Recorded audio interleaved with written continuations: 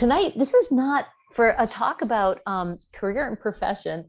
We have a surprise in that this is not strictly a professional bio, but actually a little bit of a story for you about how Williston Northampton School really changed our presenter's life. Now, she was at Williston, Sue was at Williston for 3 short years, but it was a pivotal experience setting her up for career and personal success in life, even without achieving a college degree. So I'm going to tell you a little bit of this story to set you up so that you can understand some of what will come in this talk about skills and opportunities and taking advantage of paths that open up in front of you. So Sue Colina's life changed when she entered the Williston Northampton School as a sophomore in 1986. Women's basketball won the New England champions that year. Sue's second string supported the talented tenured juniors and seniors who'd worked hard for 3 to 4 years to achieve that legacy. After 2 years of basketball, Sue was persuaded by her Conant House roommate and ski team captain to quit basketball and come ski. Senior year, 87 to 88 season, she started over in her sport as a beginner ski racer on the ski team.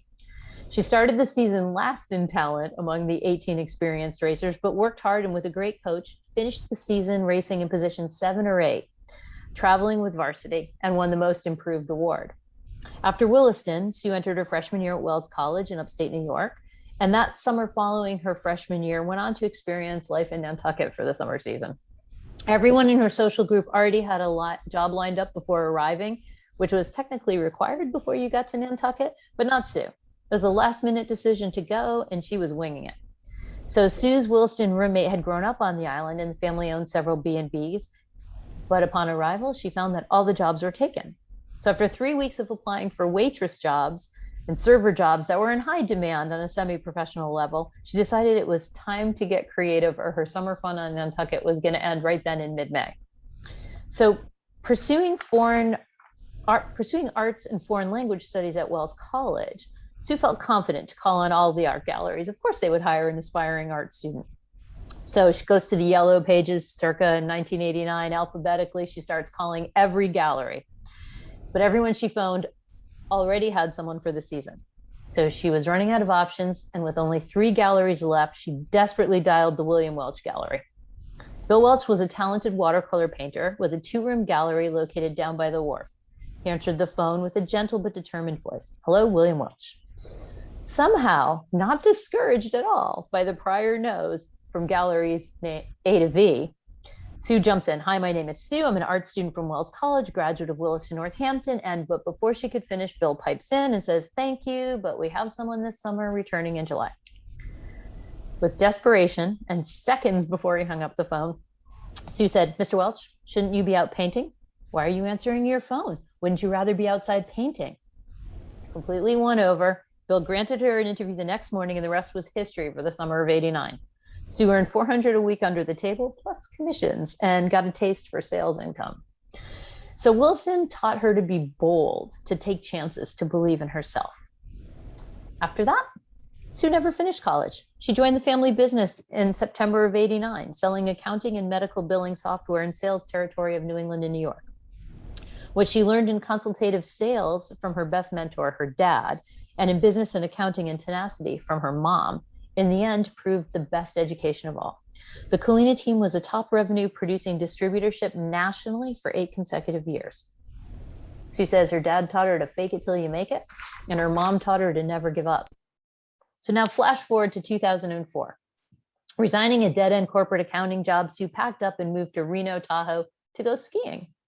And by chance, found the career of a lifetime in sales service and executive recruiting. She never achieved a degree in foreign language, but she continues to aspire as a translator between the job seeker and the hiring manager.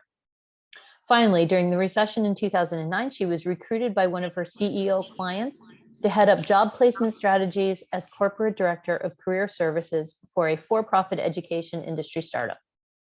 The world of career, college, and trade school was unknown, never revered, certainly the antithesis of private boarding school, private college, or university. But in this role, Sue discovered new respect for career trade schools and a passion to empower entry-level job seekers to place themselves against the odds. It was the recession, and many students were challenged. Lower social, economic, and rough family environments. Some were felons, first-generation college graduates among their families. But over 2 years, the college grew from 6 campuses to 10 in Nevada, California, Washington, and Alaska. Students achieved certificate and degree programs in medical, dental, or pharmacy assisting, in computer science, accounting, welding, and more. Sue built a team of career service professionals that propelled these students into careers against many odds. Sue's placement and recruiting career spans 15 plus years and includes a wide array of industries in both privately held and publicly traded companies, placing staff to C-level executives. The last decade and a half brought her into contact with thousands of job-seeking professionals, hiring managers, and corporate recruiters through peak job markets, recessions, recoveries, and now a global pandemic. Sue joined Sierra Executive Solutions, Inc., SES, in February 2017 as the VP of Executive Recruiting, and subsequently recruited 2 longtime experienced colleagues to join the SES team. Currently residing in Reno, Nevada, Sue still skis often. In summertime, she's out on Lake Tahoe on their boat every weekend. She's joined by her best buddies, an American bulldog, Blanca, and her husband, Craig Robleski, retired Colonel, CEO, and founder of Sierra Executive Solutions, Incorporated. So with that amazing background and job history and a depth of knowledge in what employers are looking for in the job market today, I'm going to post up our poll and turn the evening over to our host tonight, Sue Colina. Thank you. Thank you so much, Jill. We'll do the poll and see where everybody is so I can direct our topic to your interests. Are you all seeing the poll?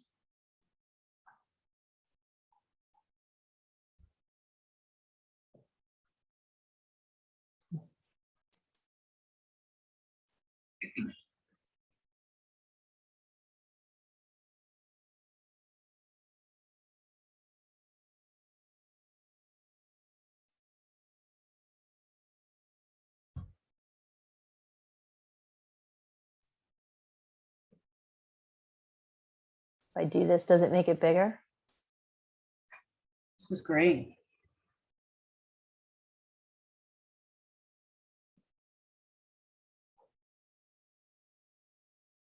Give it another minute for anybody else selecting.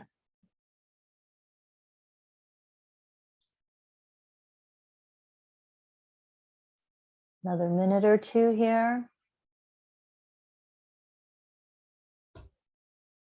And Sue, can you see this poll? So we can see we've got a career pivot, somebody who's currently employed, maybe passively interested, someone who's retired 20 plus years, got 3 people 10 plus years, 2 people 10 plus years, quite a few people actively job searching. All right, I think we've got everybody, so I'm going to close the poll here. Wonderful. Thank you so much. This gives me a good grasp on the audience so I can be specific. So folks, I'm sorry I'm late today. I have a cold, bronchitis, sinus infection, and I'm heavily medicated and my head's a little foggy. So I'm going to run through a presentation that talks about the state of affairs with hiring, and it addresses everyone from entry level to changing careers, every age group. But the matter of writing a resume and in your job search is very, very personalized and individualized. There's no one secret, there's no one template. It's not a standardized process. So I'd like to save a lot of time at the end to answer your questions, because I think that's where the value will be. So I'll start right away with the presentation. And I have a list of questions from everyone that came before, and they're wonderful questions, so I will address all of them. The reason why I wanted to tell you my Williston story is I never achieved my degree, and coming from the world we came from, that always felt like a failure.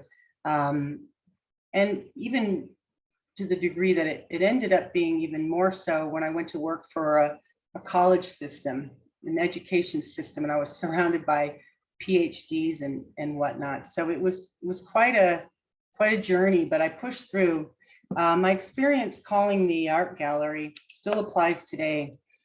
You can call your potential employers and introduce yourself, and that's part of the secret of getting a job. So So this is what's going on right now.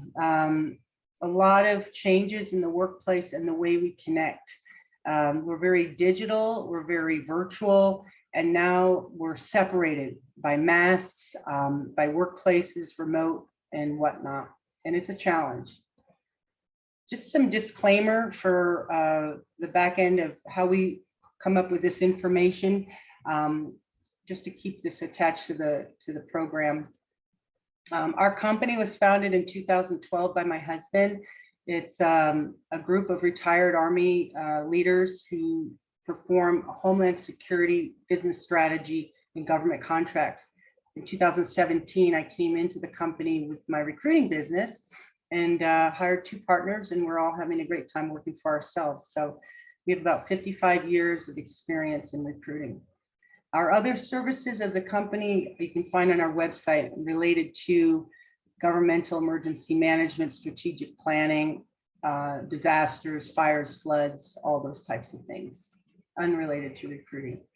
This is a very difficult time to be a job seeker.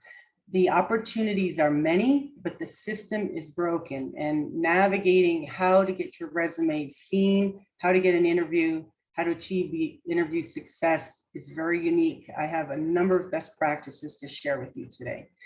The challenges in hiring right now, the employers are not on the same page.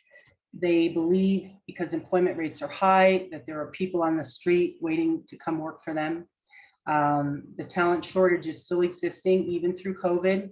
And now those that are considering a new job are very risk averse and seeking remote employment that doesn't always exist. Social media is definitely a blessing and a curse. Everybody can find out everything about each other on a personal note, which should never come into play in the hiring. There are advancements in technology that have been swift in the last 5 years in the corporate recruiting side, and it's not exactly dialed in. Even in the last few years, I've been texting candidates, texting clients where that wasn't happening 5 years ago. COVID, companies, are they handling the pandemic properly? Are people feeling safe? Are they required to be vaccinated when they don't want to be vaccinated? What's going on that side? Remote work is a big picture of this, and there's been a huge progression on the employer side. And what is human resources, and what are those people doing? So we'll touch that. The issues of employment in the past were age discrimination, gender, religion, nationality, social or sexual orientation. Those things really aren't existing anymore. Our issues now have to do with our technology and the pace of the progression in hiring.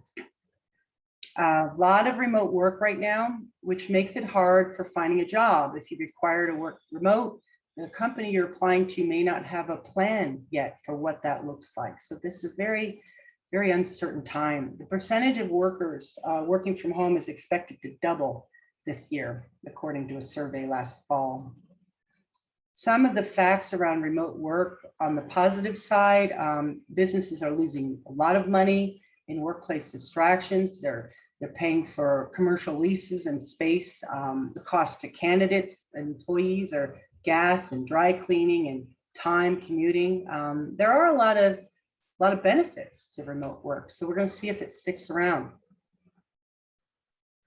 Now, on the other side, if you're an entry-level professional and you're going into, say, a market related, to being a financial analyst for, say, Wall Street or some other investment realm, those types of roles really require training and mentorship and apprenticeship that just can't occur remotely. So the new generation coming into the workforce has to consider what type of position are they going after, and does it require collaboration? If so, you might want to think about going in the office. The state of remote work, it's definitely on the rise where it's being required.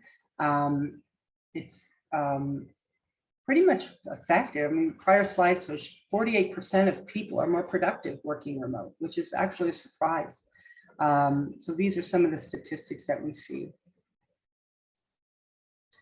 Big benefits: flexible schedule, not having to commute, You can take care of something with family. You can go to a dentist appointment. These are really big things. So I hope it sticks around. But I think everyone should be flexible, knowing that companies don't know quite what they're going to do next year and beyond.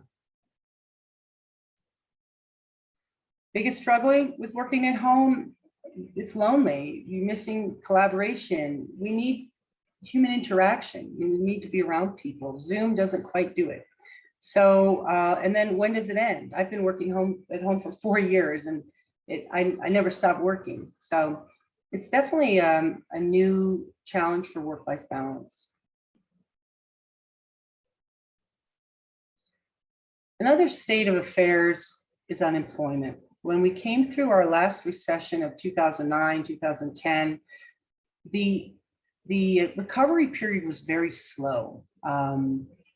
But it's not that way now. Unemployment went through the ceiling, and the switch is going to flip here, where companies are going to be competing for employees and talent. And companies are in a really bad position because there aren't enough people. There aren't enough people, skilled, experienced people. Sue, I'm just going to interrupt for a minute. Do you have your screen sharing on? If you're presenting, I'm not seeing it. Oh no. Yeah, it is on. Let me double check, okay? Yep. I think this is the night of gremlins in the tech machines. Oh boy, I'm on Zoom all the time. I shouldn't be having any issues. There we go. Oh okay. My goodness, everyone, I'm sorry. Nope. So and don't worry, folks who are listening, we'll include this slide deck with the recording of the presentation. Okay. So everybody will get caught up. Okay, great. Great. Okay. Thank you. Oh my goodness. Ricky move. Oops.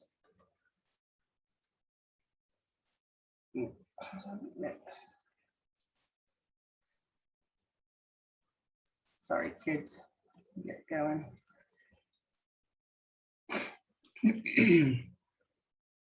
Where am I? Sorry. I'm going to go back to here. Perfect. Okay. Slideshow.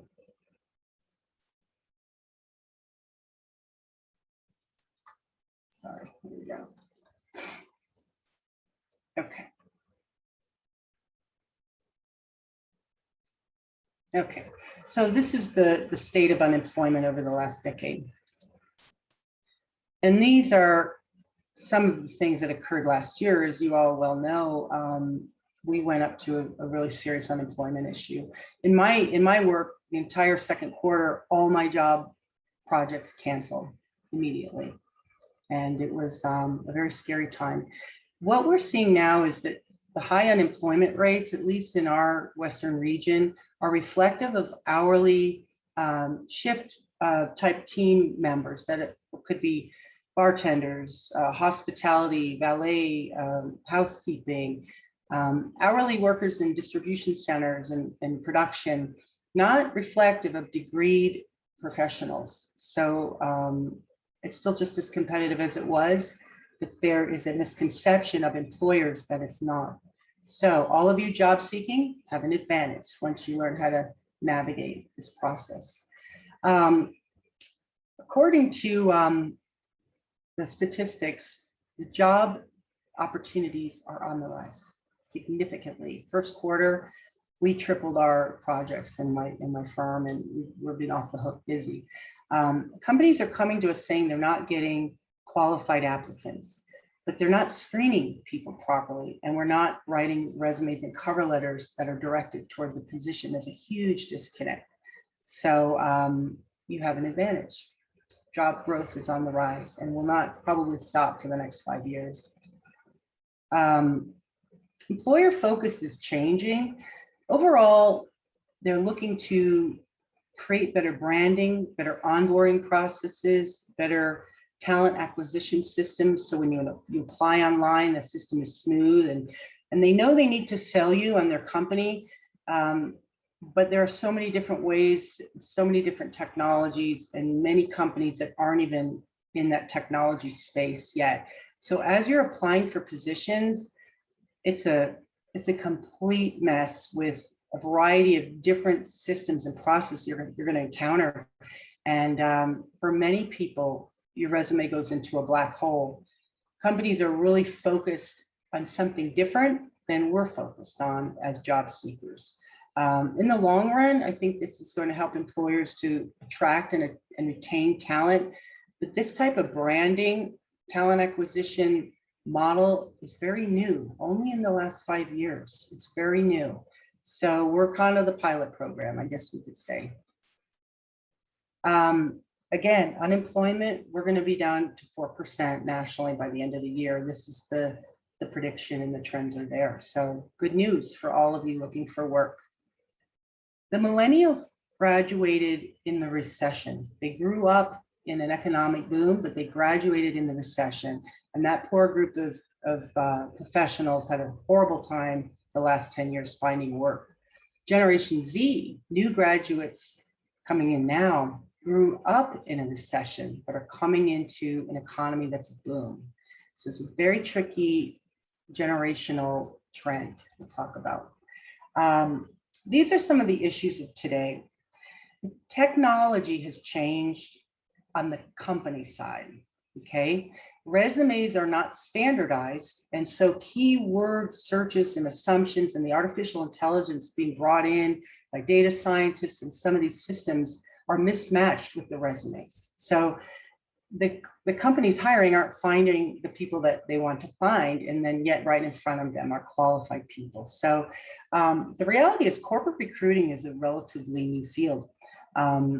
It started as an HR manager and HR director, then it became senior HR business partner, and then it turned to corporate recruiter, and now it's talent acquisition manager, and now it's chief people officer. The whole HR company role has changed in title, which is confusing. It's changed in scope, and it's going to continue to change. It makes it very hard for job seekers to know, who am I supposed to be talking to and what is their role in the company. The end of the recession in 2013, that's kind of when it happened here in Nevada. It started the talent shortage then, and it hasn't stopped. Some companies' hiring processes are very manual. They receive resumes from Indeed or LinkedIn or ZipRecruiter, and they're reviewing them manually, but they don't know what they're looking at. A lot of corporate recruiting professionals, being in a new field, don't know, they're not subject matter experts on the various roles in the company. So it's a little tricky. Best resources for you to job search will be LinkedIn, Indeed, and ZipRecruiter. I'd also say register with a third-party recruiting agency. We'll talk about that. 10 years ago, well, 15, we had newspaper ads for job posting. We had Career Builder, we had Monster. They've all evolved. Now LinkedIn, Indeed, and ZipRecruiter are your best resources. Indeed is in, I think it's like something like 58 countries and 28 languages. So it's very much a solid platform. Resume standards, we'll cover that. There are none. I'll cover that. Cover letter, most critical thing you're going to learn today. And how to follow up. I applied online, I applied on their website, I applied on Indeed, and I never heard anything. What can I do? Here's a huge thing that needs to be known. One of my my old bosses and mentors works for a company called the Intersect Group. They ran a survey on, almost 200 job seekers, a little over 200 hiring managers.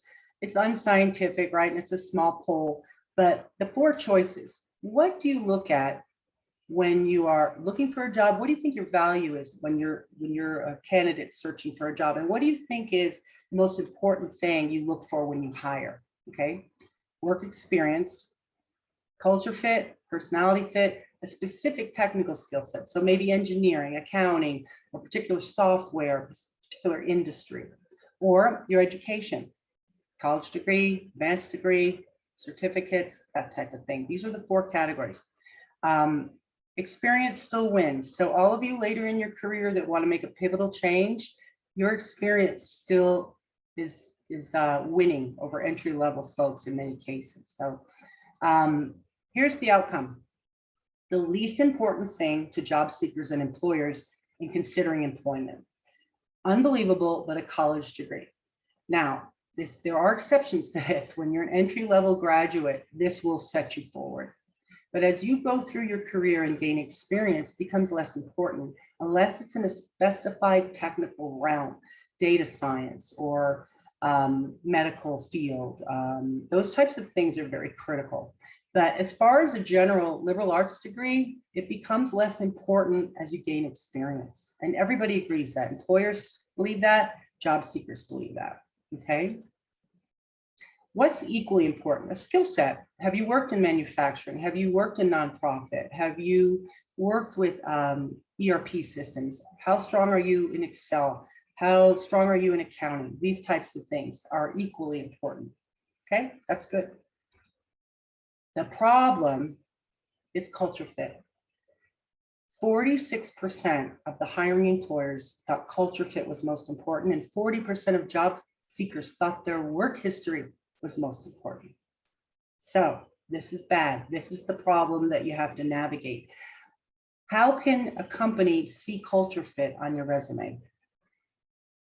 I have an example. I have a CFO colleague that I placed 4 years ago. He took a new role last year that was the company that was affected by COVID. He applied for a CFO role with a manufacturing company. He got a letter, and he's talented, MBA, CPA, well-educated, great stability, everything. A week later, he got a rejection letter, and I said, send it to me. Let me see what you've got. I looked at his cover letter. I looked at his resume, very well written. I said, you know what here, Sean, they're looking for 7 years of manufacturing industry. That's what the job description shows. They would like 7 years of that. And I know the company and I know their firm on that. That's probably why they passed on you. And he was upset. He said, Sue, I have 8 years of manufacturing industry. When I worked at BDO, public accounting firm in Las Vegas, 70% of my clients during that time were manufacturing companies. I did their audits, I did their financials. I'm very well versed in manufacturing. And I said to him, where does it say that on your resume? And where does it say that on your cover letter? So what happens is subjectively, you know what your work history is. You know what you bring. But the company is looking for keywords. And then they make a hiring decision on culture fit. So I'm going to show you how to navigate this. This is the world of corporate recruiting. It's technologies. They have applicant tracking systems. They're doing video interviews. They're doing all this virtual work. They're doing chat bots and text and mobile, and they're missing the human element. Hopefully, this will get better and become more defined. Right now, it's very hard to navigate. It's nice, the technology, the progression, I love it, but it's so new. It's really becoming difficult for, I think, everyone to manage. So in a virtual world, the best thing you can do is bring the human element. And I'll show you, pick up the phone, call the company, ask for HR, ask for corporate recruiting, introduce yourself, pick up the phone, call the art gallery. It still works today. And a lot of the hiring managers are the baby boom generation, and they like the face-to-face. They like the personal touch. As millennials and Gen Z come into management, come into leadership, we are going to be in a full-on technology strategy. But by then, I think all the bugs will be worked out.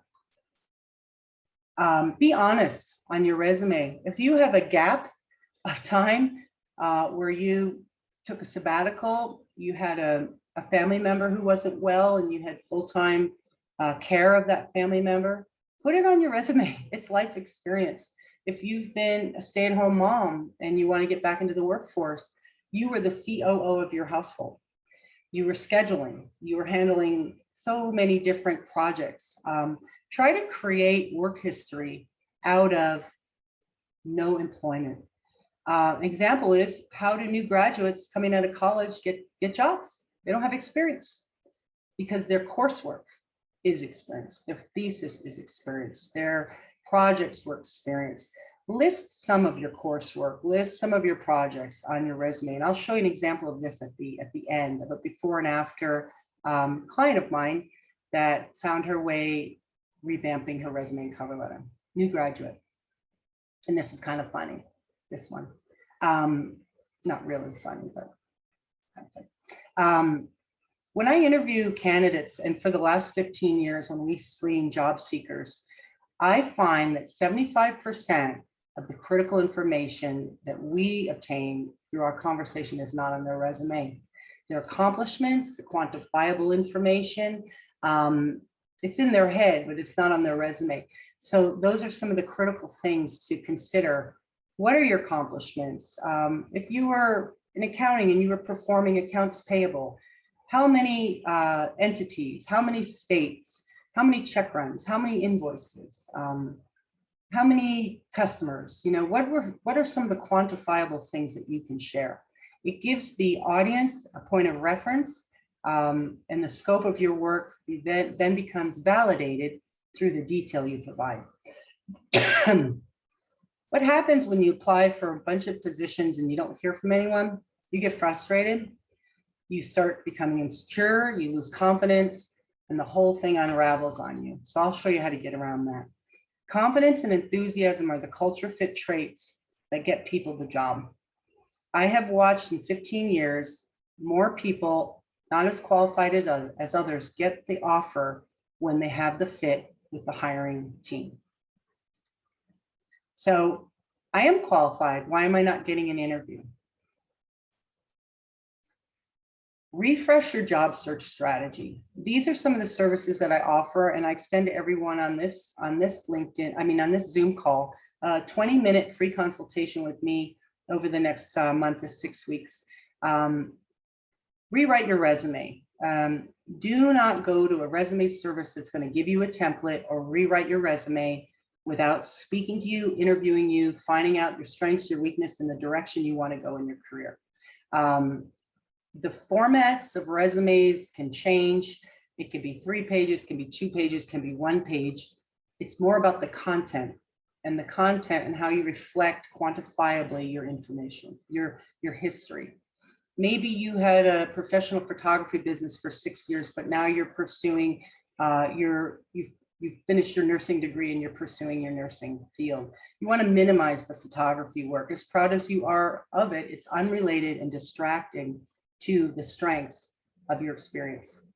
Number of pages, like I said, it can vary. There are no strict rules on this. The content is critical. The format is critical in one area. Think of your resume as a marketing piece. White space is negative space. Use the space. Don't be fancy with your format. You want content. Bold, underline, italics, all of those features and fonts have a pecking order. When recruiters read a resume, or when anyone reads anything, you read bold and capitals first, you read bold and underline. You tend to read italics second. It's an indication of a secondary item. So the way you highlight and minimize strengths and weaknesses in your background comes through that format. If your dates of employment are short and you may be perceived as a job hopper, minimize the dates. Don't put them in bold. Put them in words. February 2010 to April 2011. Companies hiring tend to look at numbers because they're quantifiable. So put more numbers in other areas of your resume. How many years you've been in your field, how many people you worked with on a team. When you managed a staff, how many staff members did you manage? What were the revenues of the company you worked for? There's numbers all over the place. Quantify and distract from your dates if you feel your dates aren't strong. I will talk about stability. An objective on a resume, not needed. We've moved from objective, which is what you want, to summary, which is what the employer wants. What can I do for you? Summary more powerful than an objective. Keywords, very critical. We'll talk about that. Cover letter. This is the best thing. You need to have a cover letter that is not generic. Your cover letter should be geared toward the position you're applying for. The cover letter will be brief and bulleted with, here's my resume, and here are the skills or credentials that I bring to meet your requirements. Use keywords. For example, if a company's hiring a controller and they want 7 years of JD Edwards, and you've used SAP, a very similar ERP system, you can write in your cover letter, I have 7 years of SAP, which is similar to J.D. Edwards. The layman corporate recruiter who doesn't know the subject matter will see that and consider you for an interview. You'll also get picked up in a keyword search. I had a job seeker pursuing Google Analytics for social media marketing. She said to me, I can't find a job. Everyone's requiring Google Analytics. I don't have that credential. I don't have that certification. I said, well, you're in class now to pursue it, right? She said, yeah. I said, put on your cover letter, currently enrolled in the Google Analytics certificate program. The keywords will be picked up, okay? This is the creative element of your application system that is the most important. And it's personalized and subjective for you and to the position you're applying for. You're basically writing your own marketing campaign. Job search strategy, update your LinkedIn, how to search, how to apply. We go through all of that personally, one-on-one. Interview preparation. The interview and the offer are won, not by what they ask you, but by what you ask them. So we'll cover that. And how to negotiate a salary. They'll ask you, what are you seeking? And you don't know. There are tips on that. I'm happy to go through these things personally with you, one-on-one. Cover letter. This is your resume if you don't use a cover letter. Your cover letter must not be generic. It must not be a story of your life. It must not be as long and boring as my bio. It has to be pointed like cliff notes to highlight from your resume the things that translate to, not the duties of the position you're applying for, but the requirements of the position you're applying for. And if you don't have the exact experience, pick 3 or 4 things you have relative experience. So maybe you don't have your bachelor's degree yet, but you have coursework. So instead of a 4-year degree, you can say 4 years of coursework if you've got 2 more years to go. Those are all the correlations you can make. The big thing that's going to affect all of us over this period is perceived career stability, which is just absolutely not appropriate. But employers don't understand how to read resumes sometimes. They don't hire as frequently as you think. And they come into a resume, they don't understand it. They just start looking at the chronology. Oh, this person was here for a year, then here for a year, and here for a year.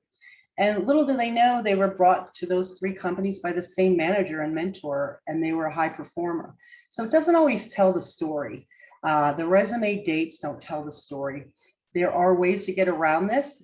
For example, if you've worked for 5 companies in 10 years, and they were all manufacturing companies, your summary should read, I have 10 years of manufacturing experience. That summary on the top of your resume will take all of those varied company experiences and pull them together as one. And those are some of the tips that you would use to summarize your experience, to bring it all together. You may also write on your resume your reason for leaving a position, and it falls into 4 categories. You resigned for a better opportunity. You were terminated for cause. You were laid off for a position elimination, an acquisition, a department layoff, or you quit basically. And that's quit means I walked out the door. So that's not typical. A history of stability is not an indicator of future stability. And I coach my employer clients on this. I had a professional I placed 11 years ago as an accounting manager. In 11 years, she rose to a VP of finance with her company. She contacted me and wanted to go for a CFO role with another one of my clients. And I told her, I don't recommend it because it's not a fit for you and so forth. She ended up taking the position and quit 9 months later. The company was upset. They thought because she had been 11 years with her employer that she would be with them 11 years. But the history of stability is a reflection of that company's ability to retain her. They retained her with growth. They retained her with recognition. They retained her with autonomy. She went into a new environment where she was micromanaged. She got frustrated and left. So hopefully over time, employers will understand this, but be prepared if your resume has periods of what is perceived unstable, we need to rewrite it to tell a different story. If you are applying and you're not getting response, don't take it personally. Take action. It's like going on a date and, oh my God, he never called. Oh my God, she never called. Call them. Take action. Go on LinkedIn, find the people in HR, find the corporate recruiters, connect with them, introduce yourself. The systems for recruiting are failing, and it could be that your resume went into spam, your resume went into a black hole because of a keyword. There are lots of different reasons. I've had many candidates over the years call me personally and get right to the front of the line. So do it. Do that. Pick up the phone. Don't stall in the technology of this. Don't say, oh my God, I didn't get an interview. They don't like me. I'm not qualified. I'm not employable. Take some initiative. Consult a professional recruiting agency like we do. Consult a resume writer, a job coach, phone a friend or a mentor, phone your professor, find out who can help you and build you up and set you straight. Forget about routine duties on your resume. Everybody knows that, a sales executive is responsible for A, B, and C. What companies want to see is, what did you accomplish? What did you perform? What did you achieve? And achievements can be varied. Achievements can be learning a new product. It can be increasing revenue. It can be streamlining processes. It doesn't have to be a real detailed example. It can be general. Get your LinkedIn profile updated. There is a checkbox behind the scenes in your profile where you can check off open to work.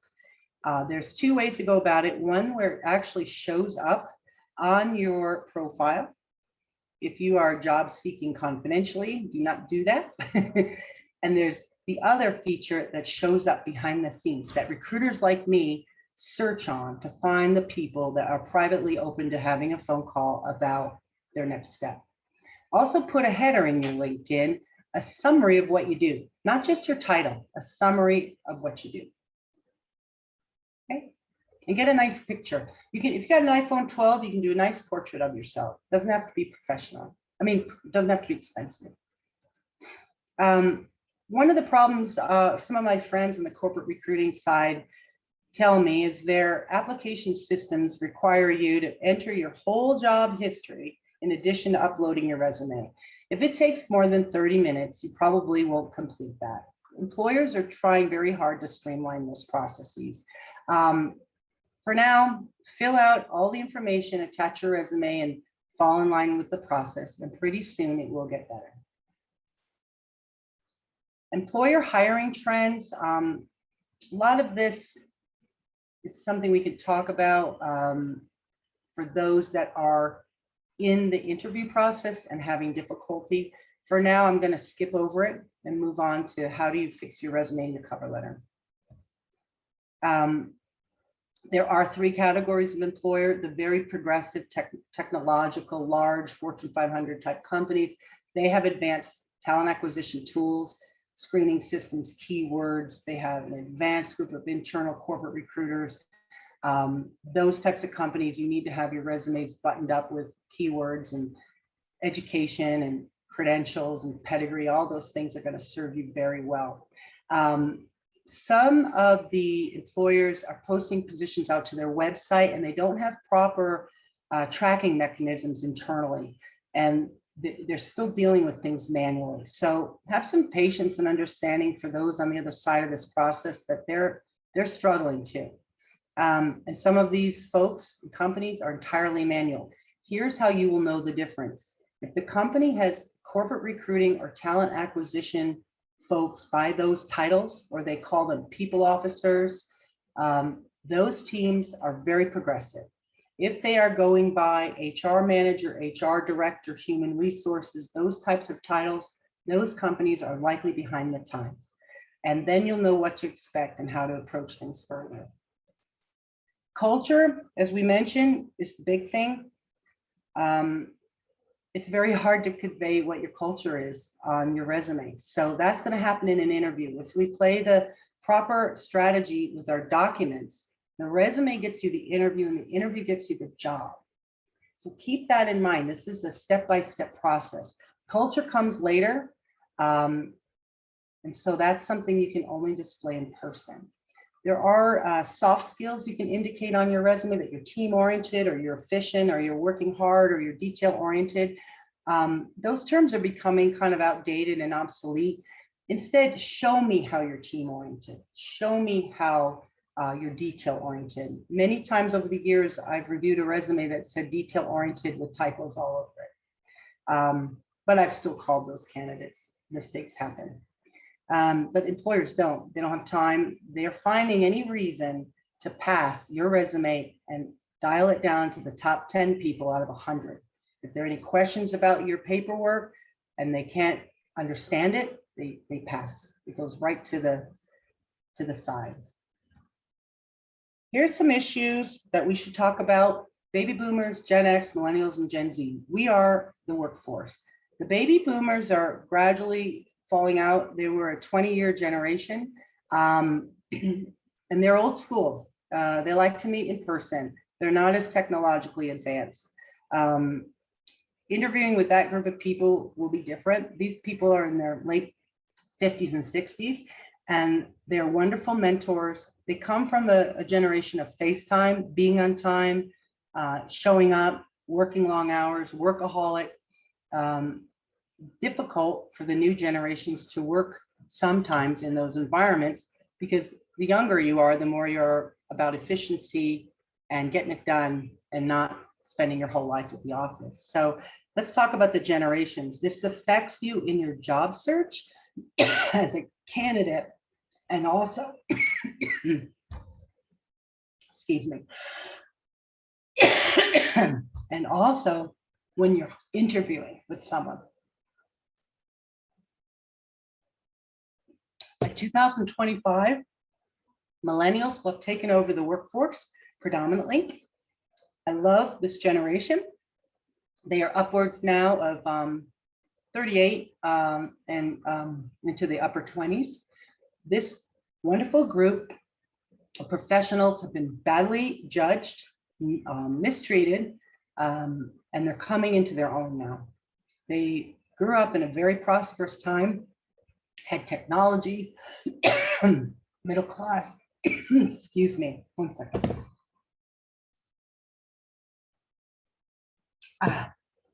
Thank you for bearing with me, you guys. They are the future, and the Generation Z are also.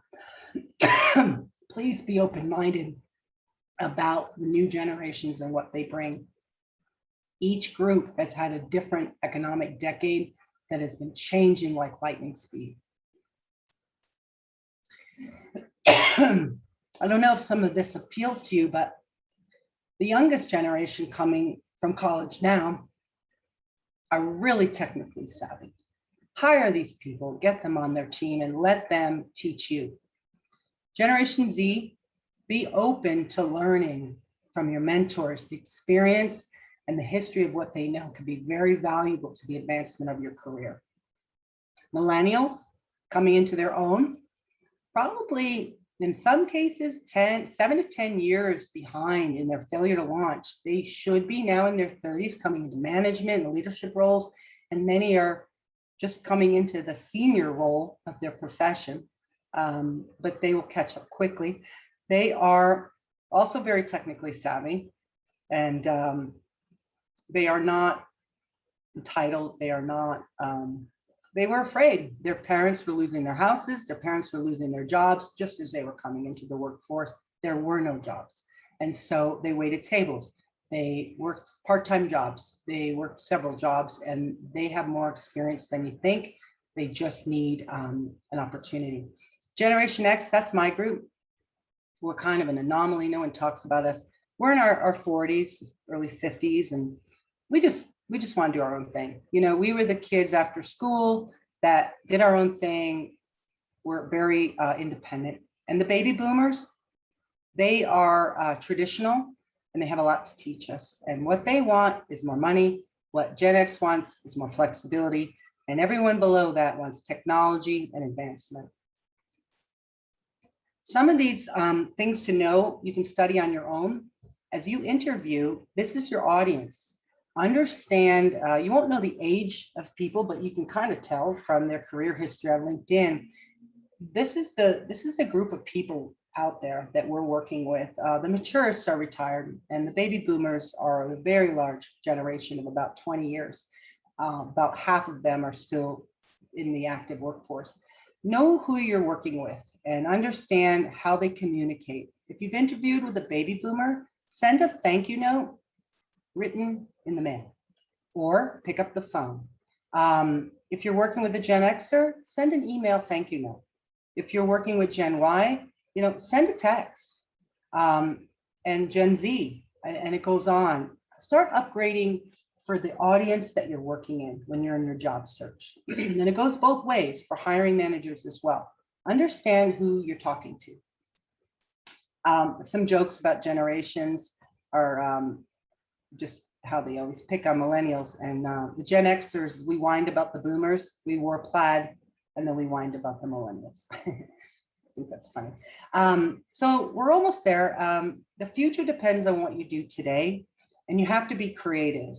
I would like to talk with each of you on your questions. How are we doing on time, Jill?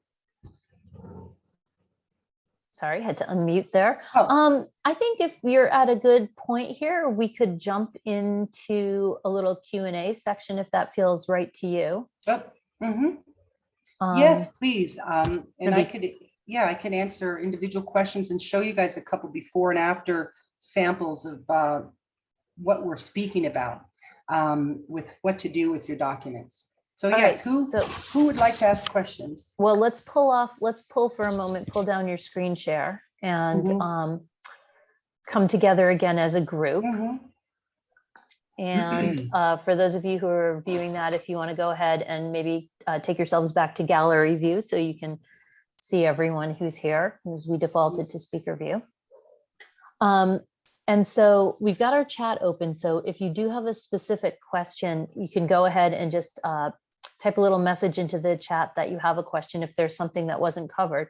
But we also had some questions pre-submitted, Sue, that I think that I wanted to run by you. If we've got a question here from someone who had asked, do you have sort of your top tips for an effective networking when you're applying for a role that you know is highly competitive? So I think that this person's probably referring to an internal role where they're aware that there's a lot of competition.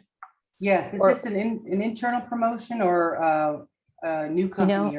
They're not specific in this question, so I'm not sure. Tips for effective networking when applying to a highly competitive role. So I think it could apply either way, I'm guessing. Sure, I'll address some of that. And if I don't cover it all, Brendan, who asked that, could certainly give me a call and we could talk one-on-one. LinkedIn is now the center of all networking for the meantime. And the reason why is it's updated. Every time someone gets a new position, they update their LinkedIn. So it's live information.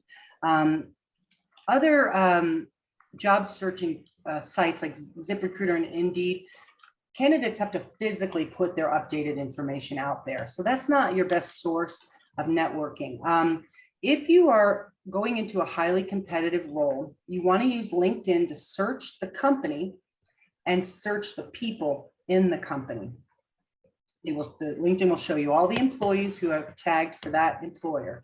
Go through the list and see if there's anyone there that you know. See if there's anyone there you have something in common with. Reach out to those people. Let them know you're interested in the company. Let them know you applied. Ask for their advice. Ask for their opinion. Ask what they like about working at the company. Ask if they might make an introduction for you. Ask for help. And go right to the people at the organization. You may also call directly to the corporate recruiting and HR team. And if you don't have their phone number, everyone's caught in technology. Just Google the company, find the phone number, and call directly. It's that easy. Some of the times that we're sending in-mails and texts and emails, and it just takes so long to get a response. Just pick up the phone. Depending on, so networking without knowing the industry, the company, or the scope further, I think that would be my generic answer to that, but I'm happy to follow up. That's great. And I would be remiss if at this point I did not take a moment to say that we've got Williston alumni LinkedIn groups with nearly 1,000 members. So the Williston alumni LinkedIn is a great way to connect with someone by sending them a message through LinkedIn. And we've also got Wilson Alumni of Color LinkedIn with nearly 100 alums there. So, I think that people are in that group, you already have something in common with them. You have your Williston experience, and that is a great icebreaker. Then we also have a Williston Connects platform where you can activate a profile, and it operates a lot like LinkedIn, but what you can know about that is if someone has activated their profile and raised their hand to advise, that they're waiting for your outreach. They're there and they're eager to hear from you.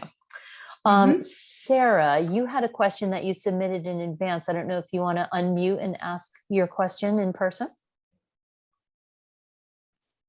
Sure. It was mainly just if you had any industry specific tips for the entertainment industry. Looking into film and music, but I know that it's a pretty competitive job market. It is, and I think it's logistical too. You're going to find a lot of that in New York and in California. What side you're looking at, the business side, the business operations management side, or the performer side? The business side, yeah. Business side.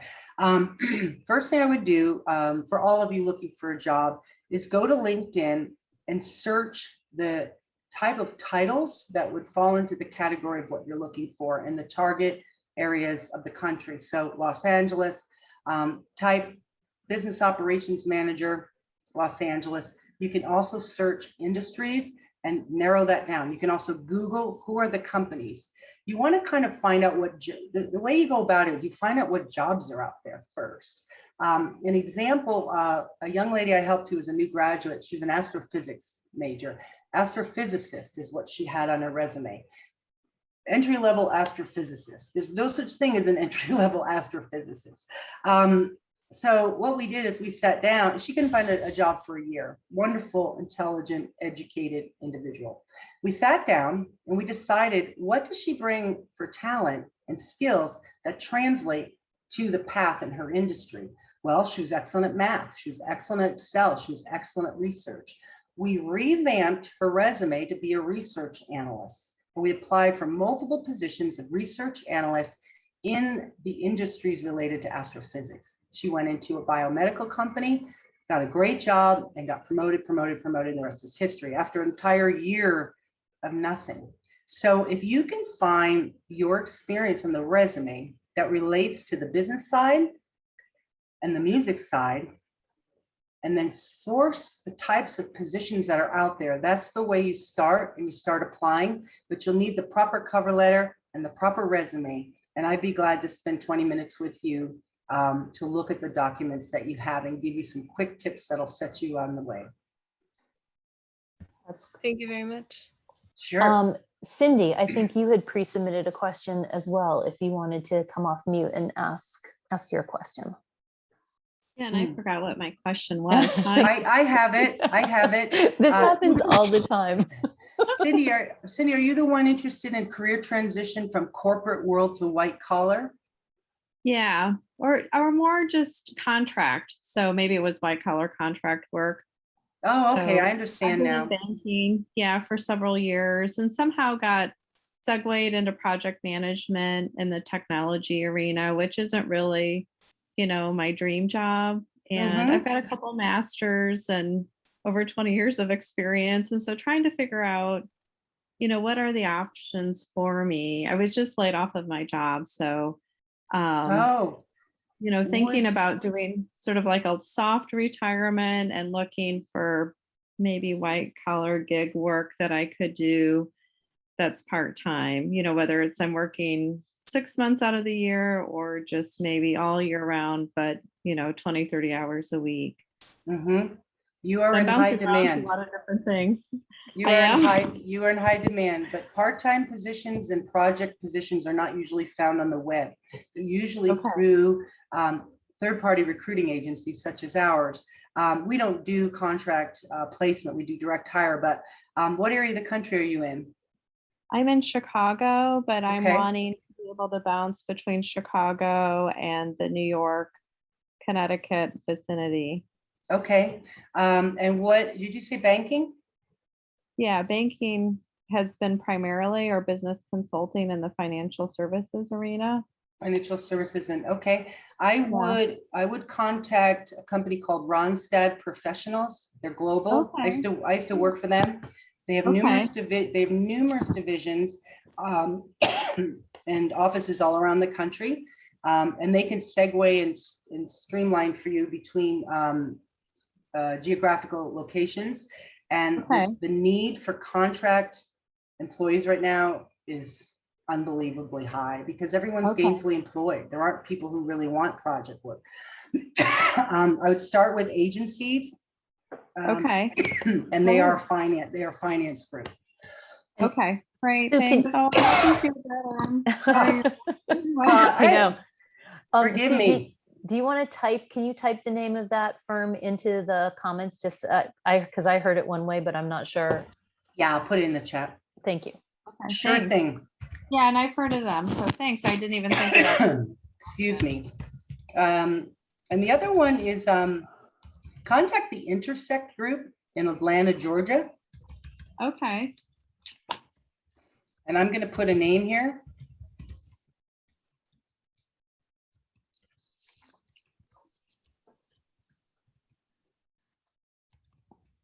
Avi Kilnani was my boss at Ronstadt, and he's a VP at Intersect. And I think they specialize in IT, finance, and nationally. And I think they do a lot of contract placement. They could get you started. There's Avi and Cheryl. Cheryl is probably the one to talk to. They're a small group. So Ronstadt Professionals and Intersect group in Atlanta. Okay, great. Thanks so much. Oh, the other thing you can do, Cindy, is you can go on Indeed and do a search. The title you'll put in is project or consulting, and put remote as a location, and you will start getting feeds into your inbox of your of types of things that are remote, that are contract. You might get some stuff that way. Okay. Yeah. Perfect. So I think, thank you very much. I think partly what I'm taking from this is that LinkedIn is a pretty powerful tool and search engine that maybe people don't use to the fullest in sort of their job searching. So we've got another question here from someone who's not here, but it's an interesting question. How do you determine what job level to apply for when you're doing a pivot? So this person is talking about, for example, if you were a tech product management person and you wanted to pivot into an HR role, for example. So if you're moving, how do you decide or determine what to aim for when career pivoting? I think you again have to look at the job opportunities that are out there. You have to, you're moving into HR, you'll probably start as an HR generalist. HR is a very technical field. The compliance aspects and employee relations and the labor law is quite technical. And usually the advantage would be to have a certification in PHR, which is professional HR, or certification in SHRM, SHRM, the Society for HR. Those are national associations. I would contact those associations in your local chapters, let them know you would like to pivot into the field, and ask them what credentials you need to pursue. It's very difficult to get into HR without those credentials nowadays because of the compliance matters. I mean, we have diversity, we have all kinds of issues of the day, and now with COVID and just managing that, the HR aspects are almost as technical as being a software developer. I would also, contact what will be known as your, it'll be an HR association that's local. In Nevada, it's NNHRA, Northern Nevada Human Resources Association. Each state has these associations. I would start there. And you need experience and credentials unless you want to start in a junior role, or unless you can draw from your background, your HR experience. Maybe you've been hiring, training, maybe you've been carrying a lot of HR responsibilities as a hiring manager. So those are types of things you can pivot. Okay.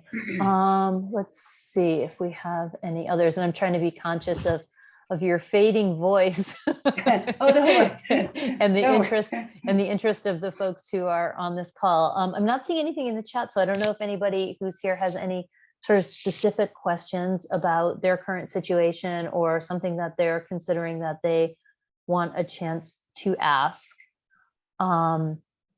I will say that while we were talking, I took a quick scan at the alumni LinkedIn page, and I can tell you that in the last 8 months, alums have posted 7 job connections. So ranging from entry level to high level, and ranging from generalist to specialist. So again, if you're looking there, and I guess that leads me to a question, if you are looking for an entry level position, and like Sarah, you think you're interested in a very specific industry, is it ever a smart move to take a position in an industry adjacent company and try to make your way over to where you think you want to be? Yeah, there is a lot to consider when you make those types of changes. A lot of times you'll have to take a cut in pay to be in a new path. And so I see people doing it all the time. I help people do it all the time, but it is tricky depending on what industry you're coming from and where you want to go. You might be best served in your current company to find your path there, gain the experience, and then move, because you're a proven performer in your current company.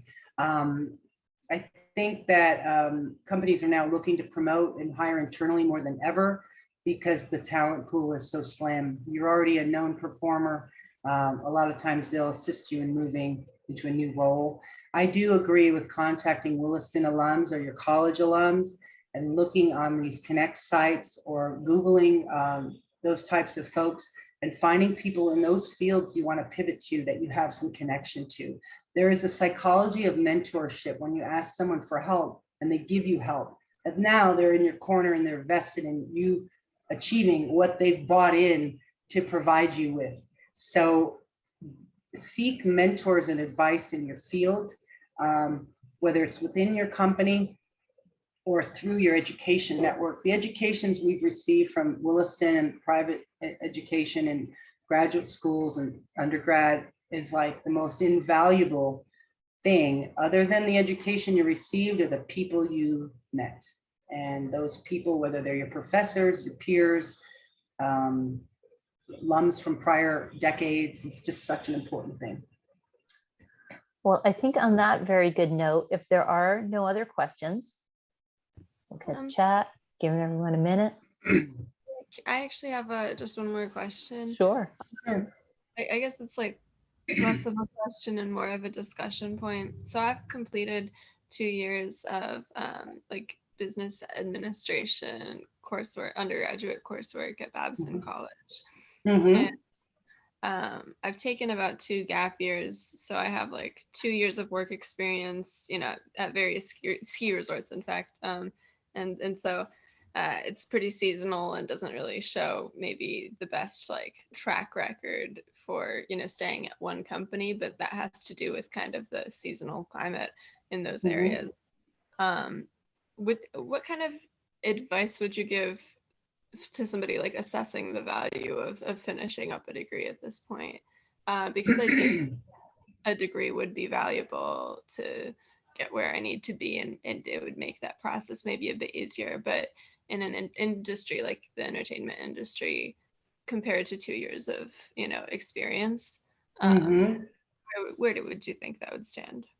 Yeah, I'd like to look at that with you one-on-one, and I think that I have seen every scenario in the book, from companies requiring degrees and advanced degrees and hiring people that don't have them, or I'm a case of that, working for an education company surrounded by PhDs and my role requiring a master's degree, and I don't even have an undergrad. There are times when you can depart from your education path for work and achieve, but it's rare. It's rare. Bill Gates and all these others have done that successfully, but they're geniuses, and they caught the edge of the tech booms. But There are cases where you can do that and achieve. I would just have to look kind of at your background a little bit. And what we would do is we would Google some of the positions and search some of the positions that you'd be looking to apply for and look and see what the requirements are. And that will tell us where you want to go with this. You know, everybody gets to where they're going to go, and we don't have to be stuck in a traditional path. You have to be creative and get advice. So I'd be happy to talk with you, Sarah, and then help you break that down. And Sue, I'm putting your work email right here in the chat for folks to look at. Yes, and I'll put my phone Your number work in there. phone. I'm an extra. I like to talk on the phone. I thought that was one of the most helpful things, was how to communicate with the person that you're interested in talking about a career or a profession or a position with, because I find that is very true. It's definitely for folks in my age group and older, but when I'm contacting the younger generation, I text them. Know your audience. We find that true in the work that we do too. Like, you have to find people where they are and communicate with them in the ways that they like best. On that note, I think we will thank you for your heroic effort in showing up despite being under the weather and across time differences and technical difficulties and just a crazy Thursday. Yes. We so appreciate your time and your expertise and your generosity in offering to mentor and extend your services to the folks on this call, and probably the folks who watch the recording of this call. I do hope people contact you. Yes. Find that the Williston Alumni Network is a powerful, powerful tool with invaluable resources that anyone can access. So again, Sue, thank you very much. Everyone else, you're thank you for welcome. joining us. This will be our last alumni program until next fall, except for a week of reunion programming from June 7th to 11th. So while we will be celebrating the classes of the 1s and the 6s, keep an eye on your email, because everyone is invited to a week of programming one night, which will be professional networking. So we hope to see you in June, and look forward to sharing our next programming schedule with all of you.